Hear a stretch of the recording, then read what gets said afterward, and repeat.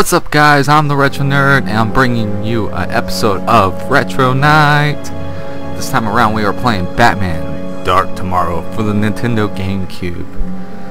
So this game was a very interesting game.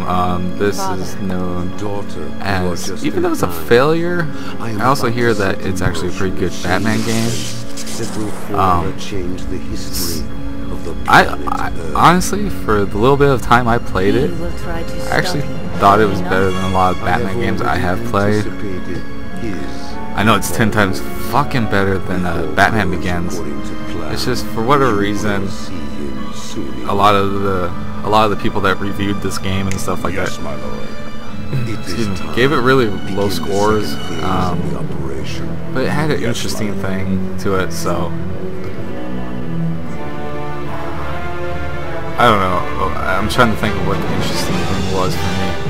I think it's sometimes like the amount of batarangs that you have. That's kind of cool, because then it makes you think of, well, I gotta use this weapon. And just by not having the bat claw, but having like the bat rope, so that's how he like swings from building to building and shit like that. So that was kind of cool. And just having all his different assortments of gadgets. I mean, yes, the Arkham series have done it too, but they haven't done it as good as this game has. Okay, well, let me rephrase that to you so people don't start jumping on me about it. Let's just say Arkham did it right with the gadgets. This one just had more different types of gadgets than what the Arkham series has, because the Arkham series, throughout all of them, have pretty much the same gadgets over and over again. Bruce. But anyways, so let's get into the plot of this game. So pretty much trying to end a gang war between the ventriloquist and Black Mask, Batman discovers that Commissioner Gordon has been kidnapped and is being held at an overrun Arkham Asylum. So pretty much you just go through Gotham, you know, fighting different villains. You got Zaz, you got the Joker, you got Ra's al Ghul. Pretty much he's the main villain. You got Talia in there. You got Mr. Freeze, Poison Ivy, Killer Croc. You know, you got a lot of villains in there. So it's cool that, you know, that they have like different type of villains, like the ventriloquist and Scarface, and the Ratcatcher, and then having Ra's al Ghul as the main villain. Yeah, I mean, he's like one of the villains in Arkham City, but Hugo Strange was more the villain than Ra's al Ghul. Ra's al Ghul just hired Hugo Strange and pretty much said, hey, yeah, you're going to take over for me, but lied to him because he truly wants Batman to take over for him at the League of Assassins. So, and so yeah, but another cool thing about this game is that it has like it has a good ending, bad ending. I think there's like 5 different endings.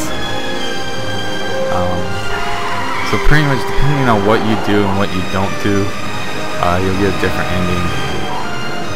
I was trying to look up that stuff and see if I can't like explain it to some people. Like, you know how it is with good endings, like BioShock. You know, save all the little sisters, you get the good ending. Harvest all the little sisters, you get technically the bad ending, you know, so forth and so forth. But I wanted to see like what the different types of endings were. I know one of them is because I've seen someone review Batman: The Dark Tomorrow before, and they mentioned that in one of the endings, Ra's al Ghul or Ra's al Ghul, depending on how you want to fucking say it, I don't care. He actually kills Batman. He actually stabs Batman with a sword, so I wanted to see. And I think that's the bad ending, of course. No! I wanted to see what happens in the good ending. I know, spoiler alerts. If you haven't played this game's been out for a long time, so go fuck yourself. But yeah, pretty much with the reviews on this game, most of the reviews for this game was like 1.5. or a 0.5. It's like kind of harsh, guys. What sucks though is also in this game, the voice acting is kind of stiff. and it's not normal voice actors that we're used to, like Mark Hamill, Kevin Conroy, you know, so forth and so forth. It's just like random people that we probably know that has done other video games. It's just like, just the way they deliver their lines is just so like, oh no, yay, you know. It's just so stiff and boring. It's like, put a little emphasis on that, man. You know, like Batman, you know. When he's talking to Jim Gordon, it's just like, hello, Commissioner Gordon. Good work. Well, hello, Batman. It's like, really fucking put some emotion to it. You know, Batman doesn't show emotion, but you can tell when he's pissed off and when he's not fucking pissed off. At least. I mean, look at Christian Bale, you know. Bruce Wayne, you know. But hello there, you know. He's all being like coy and sassy because, you know, he's trying to play that rich billionaire character. But then when he's Batman, he's like, where are the other trucks going? You know. Harvey Dent, can we trust him? You know, he had that voice going on. This is like, there's no, it's just Batman all the time. You know, you don't hear any, like, you just don't hear him change his voice a little bit, like, to show somewhat emotion or concern about certain things. It's just like, oh no, they blew up that building, I better go over there. It's like, come on, Batman, show whoever's doing the voice acting, show some fucking emotion. But anyways, so this game, I give it a possibility of, if you're a Batman fan or, you know, you like the comic books and stuff like that, I say give this game a shot. It's kind of cool because when you beat down thugs, you know, you just don't beat them down and knock them out. You actually have to handcuff them too. So I thought that was kind of cool because it's reminiscent of how, you know, before Batman was actually, you know, teamed up with like the police department and stuff like that. He would do that. He would just handcuff them and leave them there and take off. And when the police showed up, they were already handcuffed and ready to be carted off to jail. So that's kind of cool that they did that. But yeah, so if you're a fan of Batman, like the comic books, movies, pretty much everything's Batman, play this game. If you're just, you know, a fan of the movies, I wouldn't recommend playing this game. You should just probably stick with the Arkham series because you're not going to understand a lot of this stuff. Because, you know, like I said, you're a fan of the movies. You're not a fan of like the comics and movies, toys, all that stuff. You're just not going to understand it. I mean, you might, but not fully compared to the person that reads the comic books and stuff like that and understands everything that's going on. So yeah. But anyways, guys, I have been the Retro Nerd. This has been an episode of Retro Night, and we were playing Batman: The Dark Tomorrow for the Nintendo GameCube. Also available on the original Xbox. There was going to be a PlayStation 2 version, but they canceled that a long time ago, so don't be looking for that. But anyways, guys, Retro Nerd out.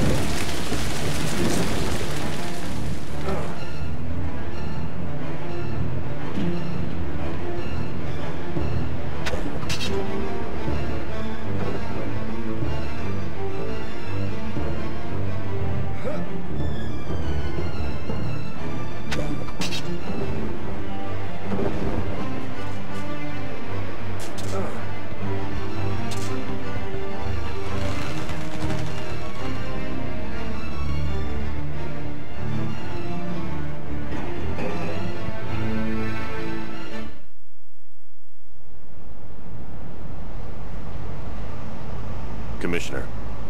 Must you do that every time? What's wrong? We've reports of a massive shootout in Gazette Square.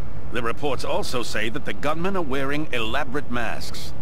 Black Mask and his gang of false-facers.